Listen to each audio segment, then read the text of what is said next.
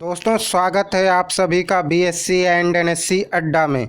इस वीडियो में हम एनालिसिस करेंगे जेनिथ हेल्थ केयर के स्टॉक के बारे में और देखेंगे कि इस स्टॉक ने पिछले कुछ क्वार्टर्स में कैसा परफॉर्मेंस किया है और आने वाले टाइम के लिए इसकी क्या ग्रोथ हो सकती है। और ये भी देखेंगे कि इस स्टॉक में अब इन्वेस्टमेंट किया जा सकता है या फिर और इंतज़ार करना पड़ेगा हमें इस स्टॉक को लेने के लिए। तो चलिए दोस्तों, शुरू करते हैं वीडियो को।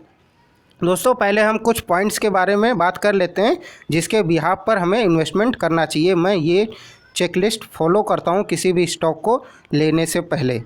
दोस्तों, इसमें जो है रिटर्न वर्सेस एफडी कम है और पिछले 5 सालों में इसने रिटर्न नहीं दिया है और इसका एंट्री पॉइंट तो चार्ट में दिखा रहा है कि सही है। और इस कंपनी की अच्छी बात यह है कि इस कंपनी में कोई भी रेड फ्लैग नहीं है। पेनी स्टॉक होते हुए भी इस कंपनी में कोई भी रेड फ्लैग नहीं है, तो ये कि बहुत ही अच्छा इंडिकेशन है। चलिए अब हम लोग पीई रेशियो देख लेते हैं। दोस्तों, पीई रेशियो इसका 107.48 है और अगर सेक्टर पीई की बात करते हैं तो -1.53 है और सेक्टर पीबी रेशियो की बात करते हैं तो 1.33 है और अगर हम लोग पीबी रेशियो की बात करते हैं तो 7.56 है। और डिविडेंड यील्ड तो मैंने बताया 5 सालों में कोई भी डिविडेंड नहीं दिया, तो डिविडेंड यील्ड 0 ही। सेक्टर डिविडेंड यील्ड की बात करते हैं तो 0.15 है। अब हम लोग दूसरी कुछ फार्मा सेक्टर की अच्छी कंपनियों से इसका पीई रेशियो कंपेयर कर लेते हैं। दोस्तों, जहां आप सन फार्मास्यूटिकल्स का देख रहे हैं पीई रेशियो 54.95 है और डॉक्टर रेड्डी का 46.38 है और सिप्ला का 32.02 है, तो वहीं जेनिथ का आपका 107.48 है पी रेशियो। दोस्तों, ये इस वजह से बहुत ज़्यादा बढ़ा हुआ दिखा रहा है इन दोनों जगह पे, क्योंकि कोरोना जब पहली बार हिट हुआ था और उसके बाद से और अब इसके बीच में अगर आप प्राइस के बीच में कंपेयर करेंगे तो ये स्टॉक 1 रुपये से लेकर 15 रुपये तक ट्रेवल कर चुका है। तो एक ये बहुत बड़ा कारण है इसके ये पीई रेशियो और वॉलेटिलिटी में इतना ज़्यादा जो बढ़ा हुआ दिखा रहा है। चलिए दोस्तों, अब फाइनेंशियल ट्रेंड की बात कर लेते हैं। दोस्तों, वैसे तो ये कि पेनी स्टॉक है, बट इसके आप अगर फाइनेंशियल ट्रेंड को देखेंगे और इसके फंडामेंटल्स को देखेंगे कि कोई भी इस पर लोन नहीं है, कोई भी डेप्ट नहीं है कंपनी के ऊपर और ग्रोथ करता जा रहा है पिछले 2-3 क्वार्टर से लगातार, तो आपको अच्छा लगेगा ये स्टॉक कि आप इसमें इन्वेस्टमेंट कर सकते हैं। चलिए दोस्तों, देख लेते हैं इसका 2018 में इसका रेवेन्यू 9.64 और उसके बाद 2019 में 10.04, फिर 2020 में 12.28, फिर उसके बाद 2021 में 14.20। अगर हम लोग प्रॉफिट की बात करते हैं तो 0.26 और फिर 2019 में 0.14 और फिर 2020 में 0.57 और फिर 2021 में हो गया है 0.45। दोस्तों, पिछले वाले क्वार्टर में इसका थोड़ा सा लॉस हुआ है जिसकी वजह से इसका जो है प्रॉफिट इस बार कम दिखा रहा है। बट अगर हम इसको देखते हैं तो इसमें ग्रोथ दिखा रहा है कंपनी में, कि कंपनी में ग्रोथ चल रही है पिछले क्वार्टर से लगातार। इसके जो हैं ये ग्राफ जो है ऊपर की तरफ जा रहा है, रेवेन्यू भी बढ़ रहा है और प्रॉफिट भी बढ़ रहा है। इसी वजह से मैं कह रहा था पेनी स्टॉक में भी एक यह अच्छा स्टॉक है जो अच्छा रहेगा इन्वेस्टमेंट करने के लिए। चलिए दोस्तों, इनकम स्टेटमेंट देख लेते हैं। दोस्तों, इस स्टॉक का इसकी इंडस्ट्री से इनकम बहुत ज़्यादा है। अगर आप एवरेज इंडस्ट्री की बात करते हैं तो 7.04 है, ये देखिए। और अगर इस स्टॉक की बात करते हैं तो 31.73% इसकी जो है हायर है इसकी इंडस्ट्री से। और इंक्रीजिंग मार्केट शेयर, दोस्तों एक ये भी बहुत ही अच्छा इंडिकेशन होता है किसी भी स्टॉक को बाय करने के लिए कि उस स्टॉक के जो होते हैं मार्केट शेयर जो होते हैं इंक्रीज़ हो रहे हों। तो देखिए 0% से लेकर ये 0.01% इंक्रीज़ हुए हैं पिछले 5 सालों में और 5 सालों में इसका जो है रेवेन्यू जो है ग्रोथ हुआ है अपनी इंडस्ट्री से 31.73%। चलिए दोस्तों, अब टोटल रेवेन्यू देख लेते हैं 2019, 2020 और 2021 का। देखिए, जहां आपका टोटल रेवेन्यू हुआ था 2019 में 10.04 और फिर 2020 में हुआ 12.28, फिर उसके बाद 2021 के लिए 14.20। और अगर हम लोग यही इसकी बात करते हैं नेट इनकम की, तो नेट इनकम देखिए 2019 की थी आपके पास 0.14 और 2020 में हो गई है इसकी नेट इनकम 0.57 और फिर उसके बाद 2021 के लिए 0.45। और अब हम लोग परसेंटेज में ग्रोथ देख लेते हैं दोस्तों इसकी। अगर हमें ऐसे समझना है कि इसमें कितने परसेंट से पर ईयरली ग्रोथ हो रहा है इसकी रेवेन्यू में, तो देखिए 2016-17 में 36% का लगभग रेवेन्यू में ग्रोथ हुआ था। 2017 में 97.95 यानी लगभग 100% का उछाल आया था इसके टोटल रेवेन्यू में। और फिर 2018-19 में ये थोड़ा सा कम हुआ था, 4.15 का हुआ। तो फिर 2019 में देखिए बढ़ा है 22.31 का हो गया। फिर फाइनेंशियल ईयर जो है 2020-21 के लिए 15.64 का रेवेन्यू जो है इतने परसेंट का इंक्रीमेंट दिखा रहा है। और नेट इनकम देखिए अगर हम देखते हैं 2016-17 में तो ये 53.13% बढ़ी थी और 2017-18 में 273.33% नेट इनकम बढ़ी थी पिछले साल से। और फिर 2018-19 में पिछले साल से बढ़ी थी 46.15, ये कम हुई थी। और 2019-20 की अगर बात करते हैं तो इसकी नेट इनकम जो है उसके पिछले साल से यानी 2018-19 से 19-20 में इसकी नेट इनकम 307.14% से इंक्रीज़ हुई थी। और अगर अब नेट इनकम बात करते हैं 19-20-21 के लिए तो ये गिरी है इसकी नेट इनकम जो 21.05% से। दोस्तों आप बात कर लेते हैं इसके कि इसके ऊपर कोई भी लोन है या नहीं है। दोस्तों एक ये डेप्ट फ्री कंपनी आप एक तरह से कह सकते हैं, क्योंकि इसमें शॉर्ट टर्म बोरिंग है सिर्फ और सिर्फ। जो थोड़ा सा लोन लेके रखा है वो आप ये देखिए बस ये है, तो बहुत थोड़ा सा ही अमाउंट है, करीब 2 लाख रुपए के आसपास ये है जो लोन। तो वो कोई बहुत बड़ा इशू नहीं है, बहुत ही छोटा सा अमाउंट है, कभी भी ये कंपनी चुका सकती है। चलिए दोस्तों अब हम लोग कैश फ्लो देख लेते हैं। दोस्तों कैश फ्लो मैं आपसे कई बार बोल चुका हूँ अपने पिछले वीडियोज़ में कि कैश फ्लो किसी भी कंपनी में होना बहुत ही ज़्यादा ज़रूरी है। अगर आप इस कंपनी के कैश फ्लो का देखेंगे तो पिछले कुछ टाइम से कैश फ्लो एक कंपनी मेंटेन करने की कोशिश कर रही है। यही आप 15 में देखिए -0.18 करोड़ और फिर उसके बाद 2016 में 0.11 करोड़ और फिर 2017 में 0.11 बढ़ गया था, इसका मतलब सफिशिएंट कैश था। और फिर फाइनेंशियल 2018 में कोई कैश फ्लो नहीं बचा इनके पास। और फिर 2019 के लिए ये भी इनके पास कमी हो गई थी -0.11 करोड़ की। और फिर अगर हम लोग यही देखते हैं 2020 के लिए तो देखिए इसने एक अच्छा खासा जंप मारा है अपने कैश फ्लो में, -0.11 से 1.45 का इसने जंप मारा है। तो एक ये अच्छा इंडिकेशन है कि आने वाले 2 सालों 3 सालों तक ये कंपनी अच्छा ग्रोथ करेगी। चलिए दोस्तों देख लेते हैं प्रमोटर्स होल्डिंग के बारे में। दोस्तों किसी भी कंपनी में कोई भी स्टॉक खरीदने से पहले आप उसकी प्रमोटर्स होल्डिंग और उसके होल्डिंग ट्रेंड्स को ज़रूर देखा करिए कि होल्डिंग ट्रेंड्स क्या फॉलो हो रहा है।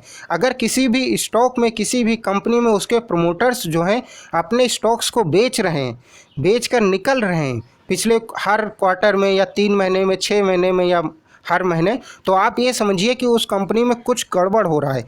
कुछ गड़बड़ इन द सेंस ऐसा समझिए कि उनको अपनी कंपनी पर ट्रस्ट नहीं है, उन्हें नहीं लगता है कि वो कंपनी ग्रोथ होगी। लेकिन यही अगर आप इस कंपनी में देखेंगे तो इसके जो है प्रोमोटर्स होल्डिंग या जो भी होल्डिंग्स हैं वो एकदम सेम हैं, जो पिछले क्वार्टर से यानी 1 साल से लगभग वही सेम चल रही हैं इसकी होल्डिंग्स, उसमें कोई भी चेंजेस नहीं आए। ये देखिए सारी होल्डिंग्स इसकी सेम है। चलिए अब देख लेते हैं कितने % होल्डिंग किसकी है। दोस्तों इस कंपनी में टोटल प्रोमोटर्स होल्डिंग है 28.74%। तो आप देखिए जून 2020 से लेकर मार्च 2021 तक ये सेम रही है 28.74। ये सेम प्रोमोटर्स होल्डिंग हर क्वार्टर में इनकी इतनी रही हो, उसमें ज़रा सा भी चेंज नहीं आया है। तो आप ये कह सकते हैं। और म्यूचुअल फंड्स होल्डिंग देखिए वो भी सेम है हर साल।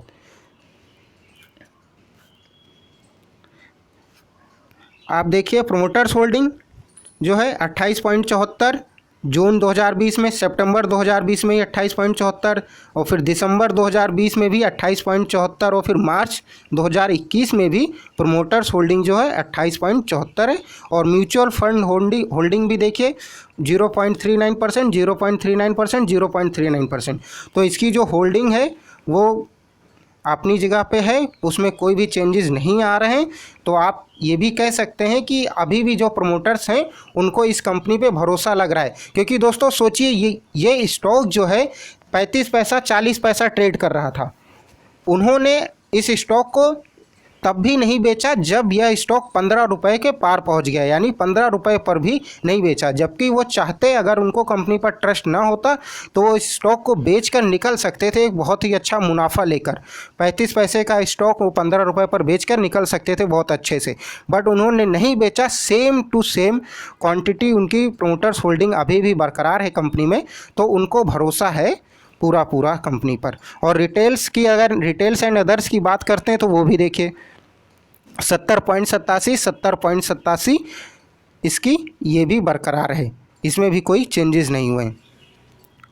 डिविडेंड ट्रेंड तो मैं आपको बता ही चुका हूँ पहले, not given any dividend last 5 years. अब दोस्तों बात करते हैं फोरकास्ट रेटिंग की, कि इस स्टॉक में को बाय करना चाहिए या नहीं करना चाहिए, यानी इसको कितनी रेटिंग देनी चाहिए। दोस्तों वैसे तो कई सारी वो हैं ब्रोकिंग एजेंसीज़ हैं, वो इसको रिकमेंड करने के लिए बोल रही हैं और बाय के लिए टारगेट बता रही हैं कि करीब ये 1 साल में 400% 500% ग्रोथ देगा। पर मैं उनके नहीं बताता हूं, मैं इसमें अपना व्यू देना चाहूँगा। दोस्तों इसकी फोरकास्ट रेटिंग मैं 2-3-4 पॉइंटों को लेकर कहना चाहूँगा। दोस्तों पहला, रेवेन्यू जो है इसका बढ़ रहा है, इसके बेसिस पे मैं कहूँगा इन्वेस्टमेंट कर सकते हैं। अर्निंग्स अच्छी हो रही हैं, अगर आप इसकी एनुअल रिपोर्ट पढ़ेंगे तो आप देखेंगे इसकी अर्निंग्स जो हैं अच्छी हो रही हैं, उसके हिसाब से करेंगे। और दोस्तों अब एक मेन पॉइंट है कि किस प्राइस पर आपको इन्वेस्टमेंट करना चाहिए। सबसे बड़ा पॉइंट ये है कि किस प्राइस पर हमें इन्वेस्टमेंट करना चाहिए, क्योंकि दोस्तों आप सभी जानते ही हैं, जैसा कि मैंने पहले बताया कि ये स्टॉक 35 पैसे ट्रेड कर रहा था। आप यहाँ पे देखिए 2018 में ये 1 रुपये से कम में ट्रेड कर रहा था और इसमें अचानक से इतना ज़बरदस्त उछाल देखने को मिला है यहाँ से यहाँ तक का। तो जाहिर सी बात है कि ये इसमें ये इतना ज़बरदस्त उछाल ये हमेशा बना नहीं रह सकता है, क्योंकि ये जो उछाल आया था वो इस सेक्टर में उछाल की वजह से आया था। मेरा ये व्यू है, क्योंकि फार्मा सेक्टर्स की बहुत तेज़ी के साथ ग्रोथ हुआ था इस कोरोना काल में। कोई भी आप फार्मा सेक्टर की कंपनी उठा लीजिए, उसने कोरोना काल में बहुत ही अच्छी ग्रोथ की थी, उसमें एक बहुत ही अच्छी ग्रोथ देखने को मिली थी। तो उसी के साथ उसी की रैली में ये स्टॉक भी बढ़ गया है। तो जाहिर सी बात है कि अब ये थोड़े टाइम में ये नीचे आएगा। तो हमें बस ध्यान ये देखना है कि हमें इस स्टॉक को कहाँ पर बाय करना है। दोस्तों हम इस स्टॉक को बाय कर सकते हैं अगर ये अपने इस वाले रेंज में आता है, ये जो मैंने पॉइंट लगा के रखा है 6 रुपये के आसपास पर। मेरा ये मानना है कि अगर ये स्टॉक जो है ये इस वाले रेजिस्टेंस के पास जब आता है, यानी 5 से 6 के बीच में जब ये आता है, तब आप इसमें बाय कर सकते हैं दोबारा लॉन्ग टर्म के लिए। ना कि इसमें वो 10 रुपये 12 रुपये पर बाय करिए। 10 रुपये पर 12 रुपये पर भी अगर आपको बाय करना है तो बल्क में बाय मत करिए। जैसे आपने 50 क्वांटिटी ख़रीद ली, ठीक है, मैक्सिमम आपने चलिए 100 क्वांटिटी ख़रीद ली, वो भी अगर आप 9-10 रुपये 12 रुपये के प्राइस पर बाय कर रहे हैं तो आप फिर ये चीज़ सोच के रखिए आप इस कंपनी में अपना लॉन्ग टर्म देने वाले हैं, यानी कि आप उसको फिर 2 साल 4 साल 5 साल नहीं छूने वाले हैं उस स्टॉक को, अगर आप उसको 10 रुपये के ऊपर ख़रीद रहे हैं। तो शॉर्ट टर्म के लिए, लेकिन अगर आप लेना चाहते हैं जैसे 2 साल के लिए, 2.5 साल के लिए, 1 साल के लिए, तो इस स्टॉक को आप लीजिए 5 रुपये के आसपास, 5 से 6 के बीच में। और फिर उसके बाद ये स्टॉक वापस ग्रोथ करेगा, जैसा कि इसके फाइनेंशियल ट्रेंड बता रहे हैं, जिनको देखकर अभी हमने सब ये देखा है कि इसकी रेवेन्यू बढ़ रहा है, कैश फ्लो बरकरार है। तो इन सब को देख के तो यही लग रहा है कि कंपनी एक अच्छी ग्रोथ करेगी और अच्छी साबित होगी। लेकिन बस ये पॉइंट है कि आपको इसमें थोड़ा सा टाइम देना पड़ेगा। और दूसरा पॉइंट है, एक आपको सही प्राइस पर ख़रीदना पड़ेगा। दोस्तों मेरा मानना है कि अगर कोई भी कंपनी है तो वो कोई भी कंपनी ख़राब या बुरी नहीं होती है, अगर वो उसमें कोई धांधली नहीं होती है तो ठीक है। आपको पैसा कमाने से मतलब है कंपनी से, आपको ये नहीं देखना है कि कंपनी कैसी है, अच्छे चल रहा है नहीं चल रहा है, आपको पैसा कमाना है ना स्टॉक मार्केट में कंपनी से। तो बस मेरा ये मानना है कि आप किस पॉइंट पर एंट्री लेते हैं ये डिसाइड करता है कि उस स्टॉक में आपका प्रॉफिट होगा या नुकसान होगा। तो जैसा कि मैंने कहा, इस स्टॉक में अगर आप अभी 10 रुपये के ऊपर एंट्री लेते हैं तो आपको बहुत ही लंबे समय तक इंतज़ार करना पड़ेगा, जो कि एक अच्छी बात नहीं है ऐसी कंपनी को, क्योंकि ये एक छोटी कंपनी है, करीब 49 करोड़ के आसपास इसका वो है कैपिटल है। तो इतनी करीब 49 करोड़ के आसपास की कंपनी है। तो इस कंपनी में कोई आप सोचिए कि अगर आप 10 साल 12 साल का अगर इंतज़ार कर रहे हैं बहुत ज़्यादा पैसा लगाकर, तो वो थोड़ा रिस्की हो सकता है। लेकिन यही अगर आप इस स्टॉक को 5 रुपये 7 रुपये या 6 रुपये तक खरीदते हैं तो ठीक है, आप उसके 200 शेयर्स 500 शेयर्स लेके डाल लीजिए, तो आपको कभी भी ये आगे चल के फ्यूचर में अगर ये मल्टीबैगर साबित होती है तो आपको करोड़पति बना सकती है। और दोस्तों, शेयर मार्केट में थोड़ा तो रिस्क है ही, ठीक है, रिस्क है तभी तो इश्क है, ये वाला थोड़ा सा डायलॉग अच्छा लगता है। तो ये बात तो है, अगर आप रिस्क लेना चाहते हैं तो स्टॉक को ख़रीदिए और एक सही प्राइस पर ख़रीदिए और एक अच्छे प्राइस पर बेचकर बाहर निकलिएगा। दोस्तों, जैसा कि अभी कोरोना टाइम में पहले भी देखने को मिला था, मैंने ही करीब टाटा BSL लिया था 20 रुपये के आसपास, 20.23 पर मैंने टाटा BSL लिया था। टाटा स्टील भूषण को जो एक्वायर किया था टाटा स्टील ने, टाटा स्टील BSL 20 रुपये कुछ पैसे पे लिया था और उसने अभी कुछ महीने पहले हाई मारा था 107 रुपये का।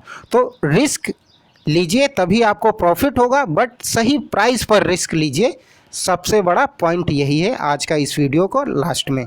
तो चलिए दोस्तों, इस वीडियो में बस इतना ही। अगर वीडियो अच्छा लगा हो तो लाइक और शेयर कर दीजिए, और अगर चैनल पे आप नए हैं तो सब्सक्राइब ज़रूर कर दीजिएगा, ये आपसे मेरा रिक्वेस्ट है। और फिर मिलेंगे आपसे, तब तक के लिए आप सभी का धन्यवाद।